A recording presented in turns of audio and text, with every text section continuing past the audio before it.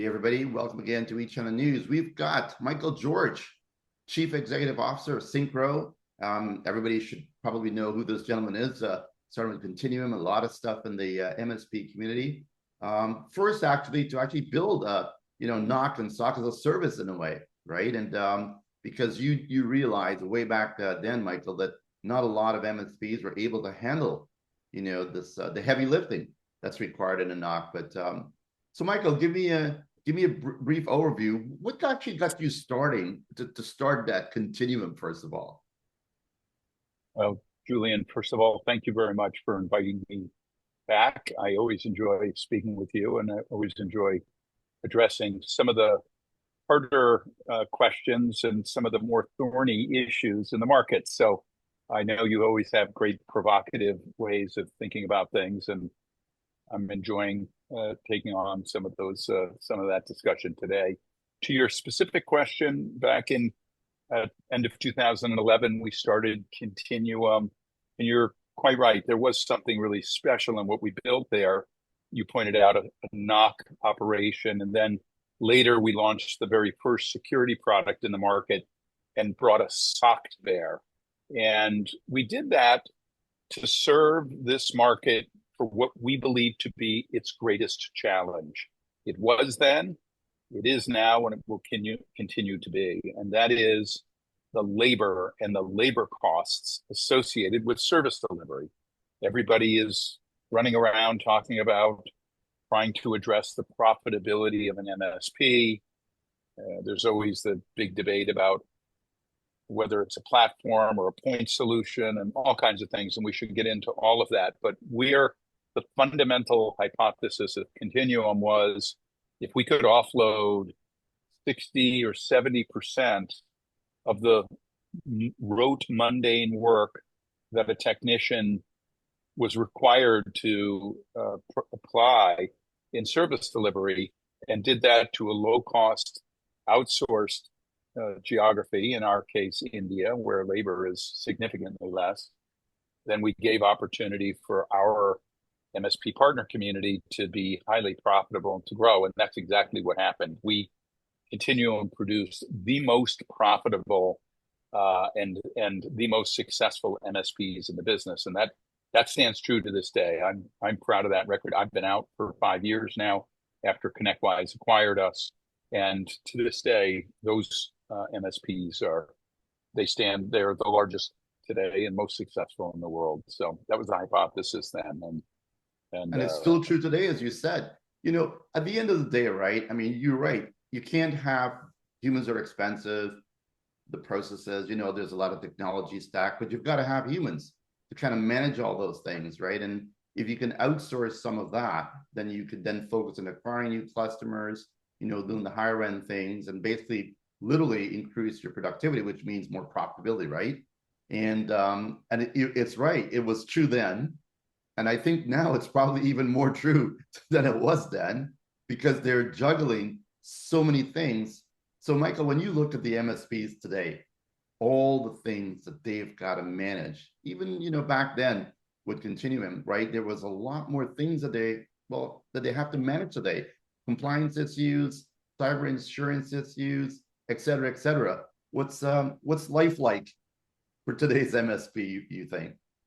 I think I would be saying on behalf of the technician community, it can be pretty miserable. It's very hard.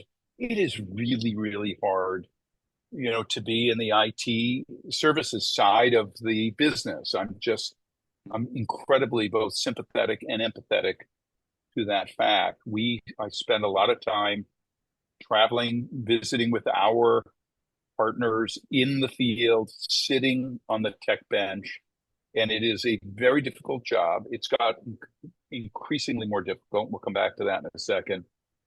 But it's also an incredibly underappreciated job. Yeah. It's kind of like I often equate it to Homeland Security. It's like you don't see these people, you don't know about this stuff. We're not sure if they're being paid well or not and everything. But the fact is if there hasn't been any significant either terrorist attack or things, and we have our own challenges within our country here.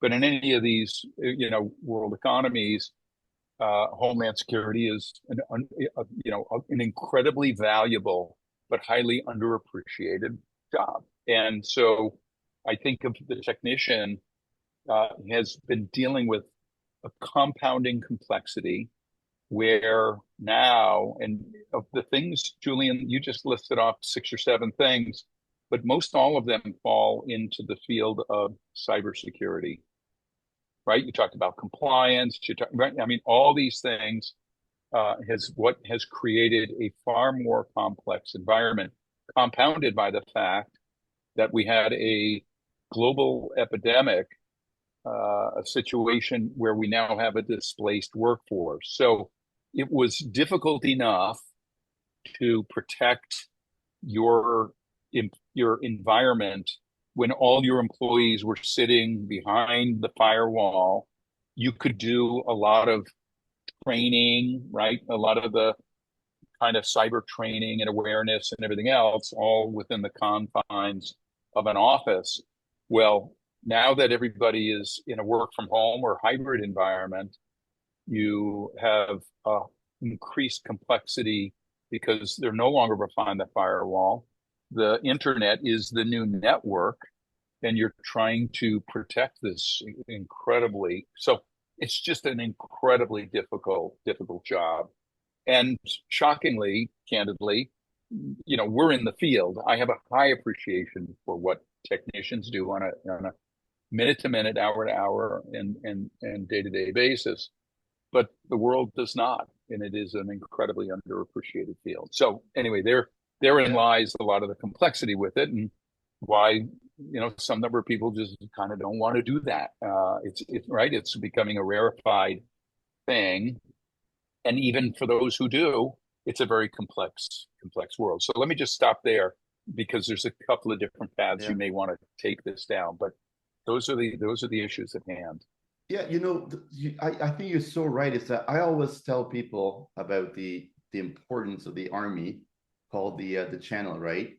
That if you were to remove this, the world goes to craziness, right? I mean, always think in terms of like the world runs on tech, and the IT folks keep tech running. And once they stop keep tech, if they prevent tech from running, then what do? We can't go to hospitals, our cars, I mean, what can't we not do? We can't travel. We recently saw one vendor who had an oopsie daisy moment, when the update didn't work as they went to, I mean, airplanes got, grounded, et cetera, et cetera. And I think that was I hope was an wake-up call that shows people how dependent we are on technology these days, and why it's important. So, I mean, that's the mission, right? I mean, how do we help these channel partners, these MSPs and so on, to actually do their jobs better, right? But also, I want to say make more money, but also have a life, because they just can't sacrifice their life forever, right? That's correct. Yeah. No, go ahead. Sorry, Julian. Yeah. So your platform, just one of the things that, of course, all MSPs, right, have is they need a platform to organize all this stuff, like the maestro, right? You've got a lot of things going in, and you've got to figure out how to manage these things, manage a team. What are some of the things that you're seeing from your MSPs, and how they're leveraging the platform, the PSA platform you've got, and how is that helping them?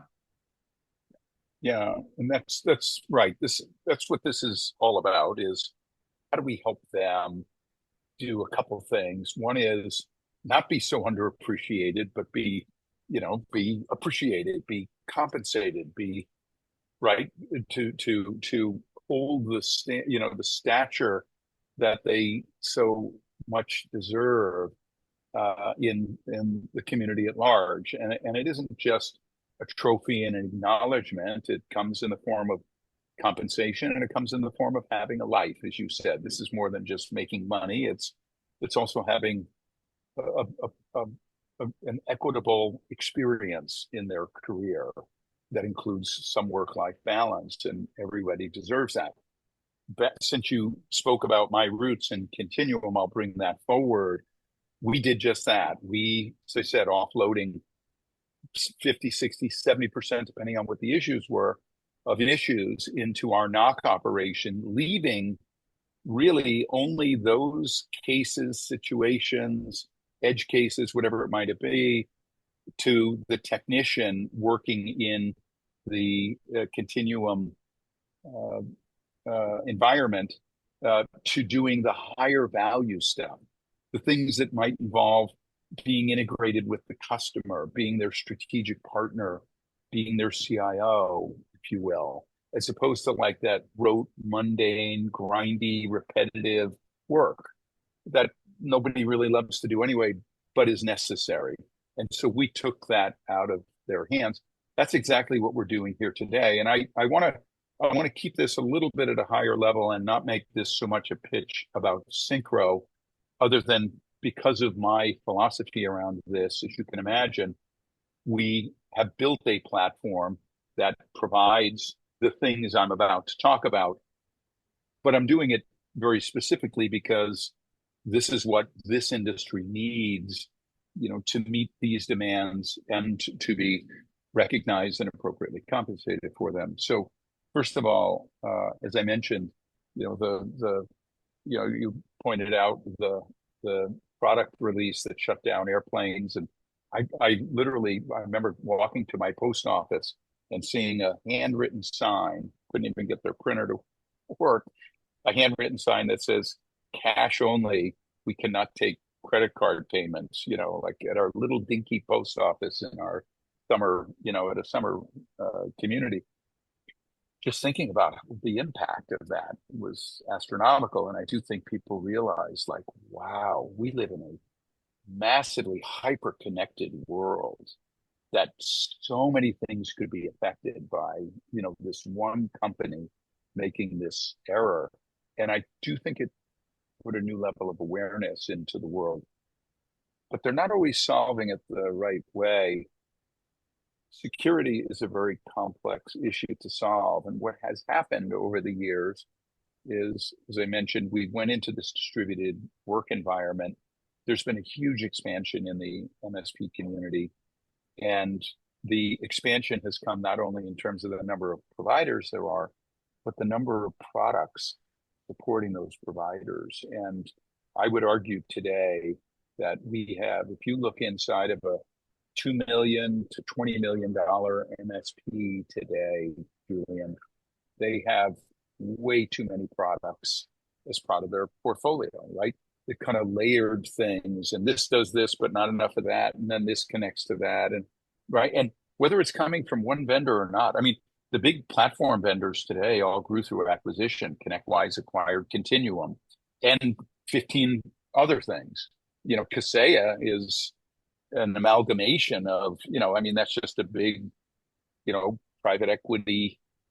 I don't know what it is. It's almost like a holding company. They've not integrated anything, candidly. So, but it's a place, it's a marketplace to go buy all these different products and so forth.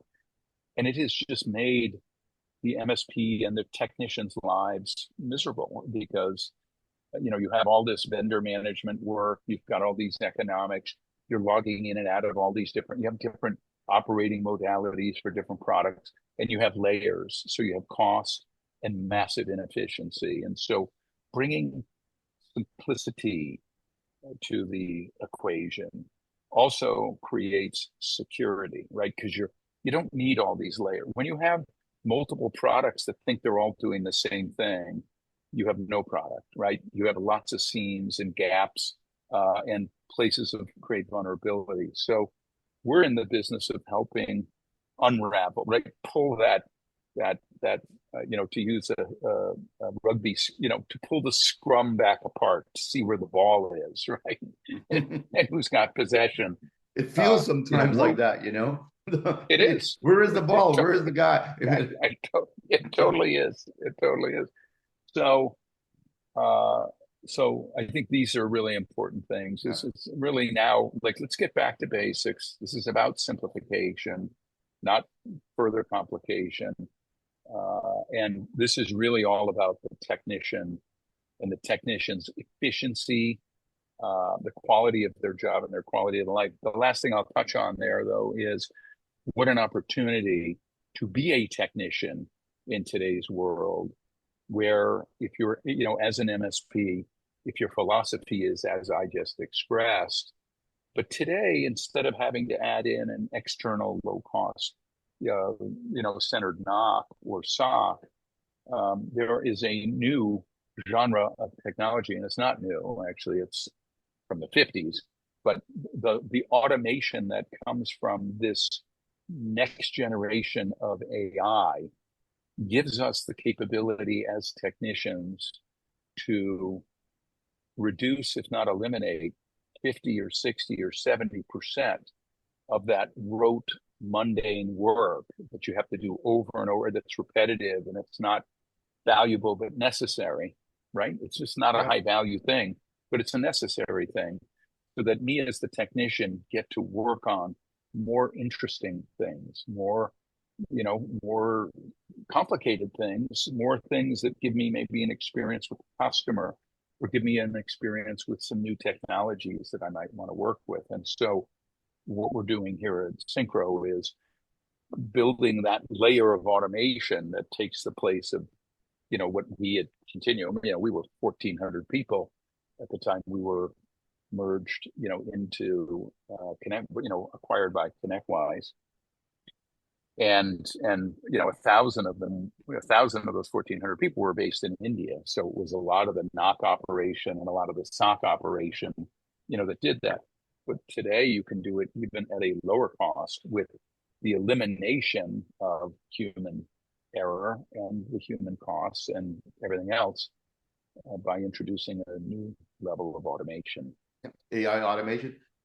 Michael, I always think of the the cybersecurity these days like Frankenstein. They built the Frankenstein, and it kind of moves clunky, it kind of works, but no one really knows how to build it so it all works well. It's a little clunky, and you and I both know that if you build 85 pieces of a cybersecurity network platform thing, that it just takes one technician who used to run a few of those things or manage a few of those dashboards to leave, and then all of a sudden John and Frank or Jane is gone, and no one's been watching that platform for like months. So what's the point, right? It's quite complicated. So Syncro, from what I see, is that you guys are trying to take the craziness, the chaos, and give the MSP a bit of a simpler, well integrated type ways to take chaos down to something more manageable. What are some of those things that you're helping them with? Cybersecurity, other things? So that's quite right. The way you trade our mission, it's simplicity yet powerful. And we're a born in the cloud company. So everything we've been done has been all, cloud-based. And if you look at any of the larger companies in the market today, they all have heritage. They've all legacy, right? It's Enable and ConnectWise and Kaseya and even Ninja. I know they look like the new kids on the block, but it's a 15-year-old piece of technology. I mean, it's been around for a long time. And so when this new generation of born in the cloud platforms are using modern tools and techniques and technologies, it makes all the difference in the world. And we're providing simplicity as a fresh start. It's not, we didn't have to simplify ourselves. We were never complicated. We're just new to this is a company that's only been around for a handful of years. I've been here for just a little more than a year. As you and I spoke briefly offline, Dee Zeff, who ran products for us at Continuum, is one of my partners here in this journey. Kristen Costaiola, SVP of engineering at Datto, is one of my partners here. She runs all of engineering for us. These are extraordinarily talented people that come from those very environments that did get complicated and are fresh starting with a level of UI and UX experience that's unified, right? This is, you hear companies talk about single pane of glass. I think they mean PAIN, not PANE. I mean, it's just a silly, euphemism for a simple little shell. We built from the ground up a completely unified environment, and that makes all the difference in the world. We have also introduced things like smart ticketing to bring forward like the entire history of everything you've ever worked on with the customer and that individual user in the environment, to look at, oh, I see we had this problem, Julian, a year ago. It seems to have emerged again. I'm retracing your steps. It looks like this is what you're doing, whatever it might be, right? So anyway, we have brought a level of automation that really is just focused on reducing and eliminating that rote, mundane work, and so that for the technician, there anything that you have to do multiple times, we try to eliminate that entirely from their lives and their It's almost jobs, like and a get more them of a those things. modern automation. I mean, look, we all know the a lot of the current incumbent PSAs, right, have been built, decades ago, and it needs a bit of an overhaul. And I think the aspiration of all these companies is to deliver, that single pane, the real pane of glass. But the challenge is, it is difficult when you are starting from, a technology that has been developed years ago to one that's more modern. And as we all know, even that's changing even faster because now of AI, right? AI requires not just, a rewrite of software, but also it's working on a different platform, different hardware. Just the speed alone that to take advantage for the first time, hardware is an advance of software because the AI hasn't been built in yet. And so now these AI-enabled, AI-powered servers, hardware, cloud, so on, is now ready for acceleration. So if you start with a modern platform and you ensure that AI is baked in from day one, then basically you should be able to take more advantage of the power and performance of AI. Is that sort of where you guys are? That's quite right. That's an important element to it.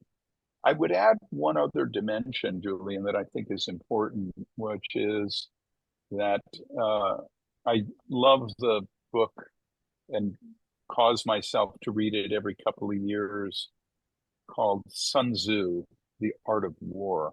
Mm. And it's all about how to win in these battles without going to war, or using using different alternative methods to win war, kind of a David and Goliath, right? Like, how do I do something different, even perhaps juxtaposed to the way my enemy is attacking me? And I'm using that analogy because the most important place, as you mentioned, AI can be used for even code development and a whole lot of things. But the most important place that it is being used in the world of IT today, across small businesses, which is as much under attack, if not more today, than even the large enterprise, because ransomware has proven to be so successful and so profitable. So trying to exploit $25 to $250,000 out of 10,000 small businesses proved to be far greater and more profitable than trying to get $20 million out of one. So the attack surface is the small to medium business, and AI is being used by the cyber attackers. And if we don't, I mean, you can't use human power, human ingenuity. There aren't enough people on the planet that are well versed in these fields to defend ourselves properly against these getting more and more sophisticated cyber attacks that are taking place that are AI generated. And so if we don't use those tools and technologies and perhaps even get ahead of it all, so that we can stay ahead of the attack surface, we're going to be in trouble. And so we as a company, we work very closely with Microsoft in particular. I mean, Microsoft in the world of software, as you well know, 98% of the operating systems that technicians work in is Microsoft. I mean, we're all working in a Microsoft environment, number one. Number two is that there isn't another software company on the planet that has invested more in native AI technologies than Microsoft. They have a $13 billion investment in open AI. And, they're not just using it for code development and other things, but perhaps one of the most important places that we will see effective technologies emerge is going to be in the cybersecurity, cyber defense space. And so these are places that we're placing our bets and working on behalf of the channel, to equip them with the tools and the technologies that are, coming from the best and the brightest, right? This isn't some offshoot, all these companies pop up with, something.io or .ai and all this great stuff. And it's lovely. And there's lots of innovation and everything else that's coming from it. But, the bet we're making is on Microsoft as a company. And, they are the largest cybersecurity company in the world today. I know you have Palo Alto Networks and CrowdStrike and SentinelOne, coming in, number 2, 3, 4, or whatever. But Microsoft is by far, the largest cybersecurity company, and they're also the most invested in AI. So it's a pretty smart place to place your bet, and that's what we're bringing to the market for our MSP channel, partners and customers, direct to IT and otherwise.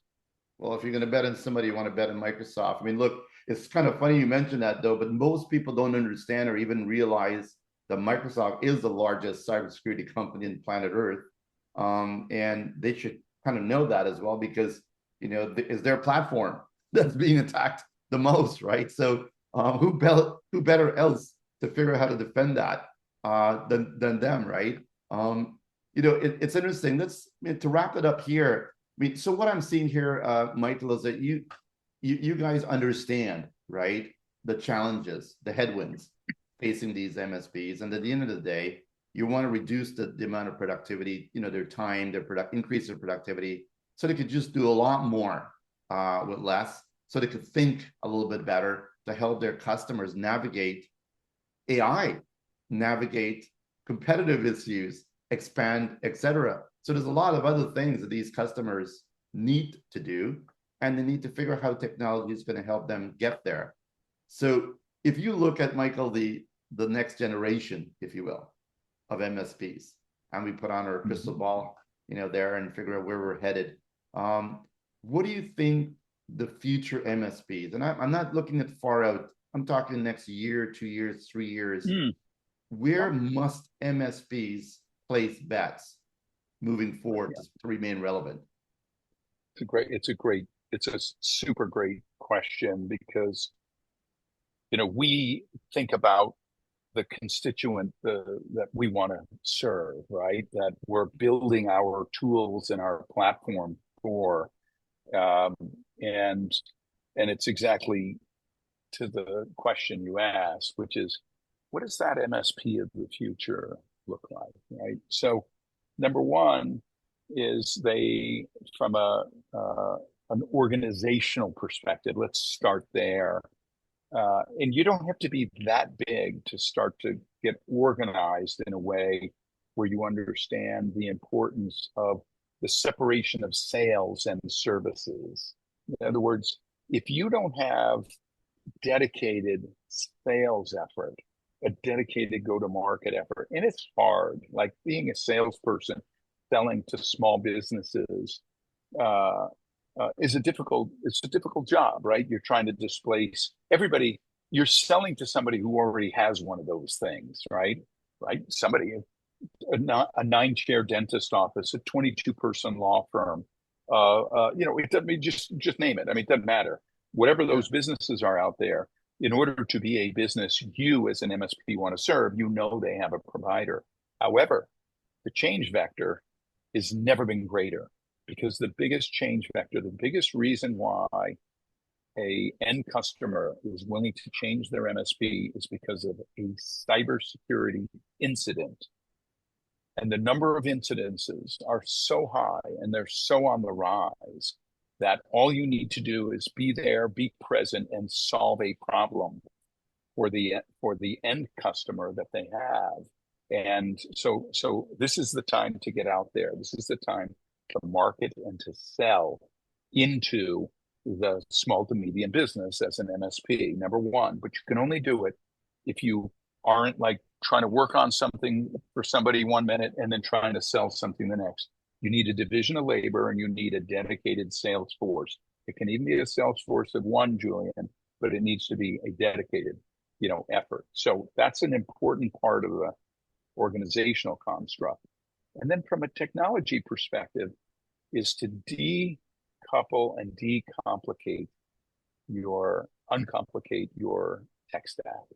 The tech stack is overly complicated today, layers upon layers and things upon things and everything else. And, it's crazy. And I hear, companies in the space that talk about, oh, we're reducing our price or we're putting together this bundle. And it's lovely. I mean, everybody appreciates a discount on the surface price, but you're very familiar with the concept of total cost of ownership at number one, and also effectiveness of the product is really what matters. And the effectiveness that matters is take a look at the profit and loss, the P&L statement of an MSP today.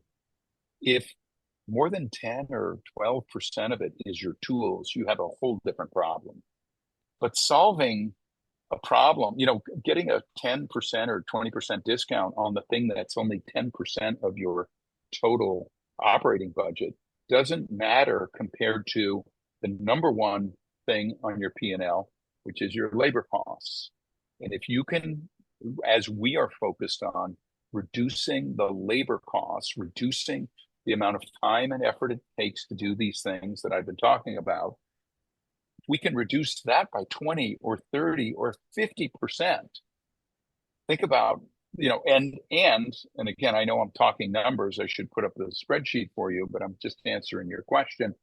But any MSP watching this broadcast, watching this podcast, go back and stare at your own P&L, and you're going to see that 70%, 75% of your operation costs is in your labor. That's the thing to address, and do so through automation.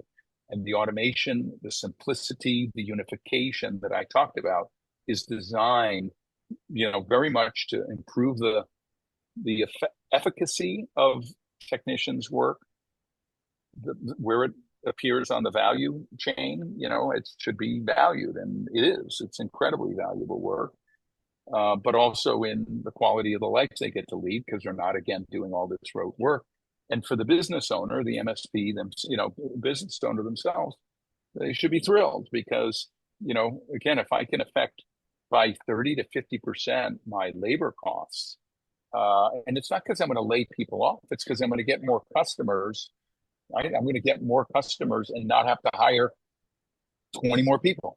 I can scale exponentially, but I don't have to go and hire exponentially either. I can use, and my technicians are now empowered and emboldened with tools that give them leverage, that create, force multiplier factors for them to be that much more effective, that much more efficient, and to provide that much more coverage, and do so and get to go home at 5:00 at night. So.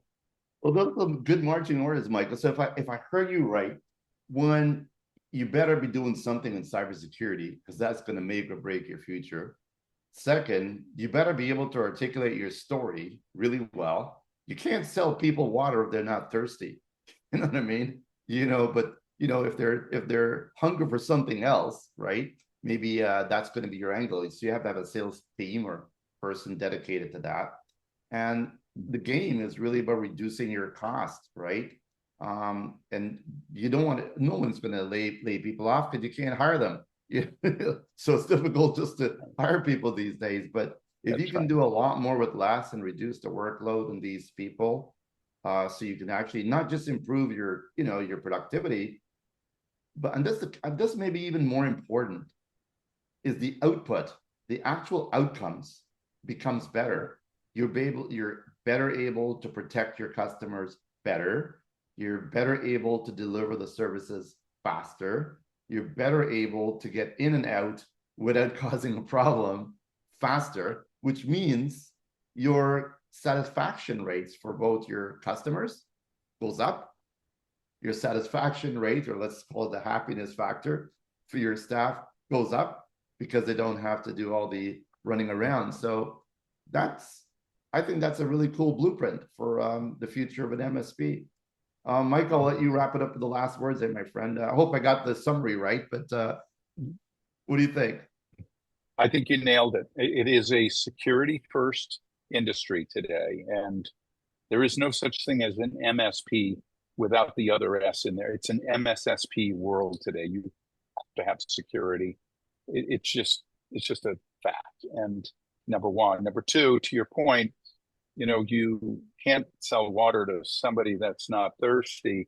But if you are present and and there is awareness about who you are and what you do, you can count on those people that you have been calling on, that have you been selling newsletters to, that you made a visit for. You can count on them having an incident with their existing provider. It's going to happen, and you want to be there with that jug of water when they do get there. They will get when that thirsty incident at some happens, because they're gonna. That's exactly right. That well is going to run dry somewhere, and you want to be that one, and be at the ready for them. And that's exactly right. Everything that you said around, the technicians' lives and happiness, job satisfaction, gratification will come to the technician when, again, you get out of that. It's always that rote, mundane stuff that nobody really cares to do, but it's a necessary evil to the job. And if you can get rid of it by using modern automation tools and technology, your efficacy goes up, your value goes up, your credibility goes up, your job happiness and everything else, goes up with it. So these are all the watchwords of the modern MSP. And that is you asked earlier on, what does the MSP of the near future look like? What is the right, company, in this category look like? And it's security first.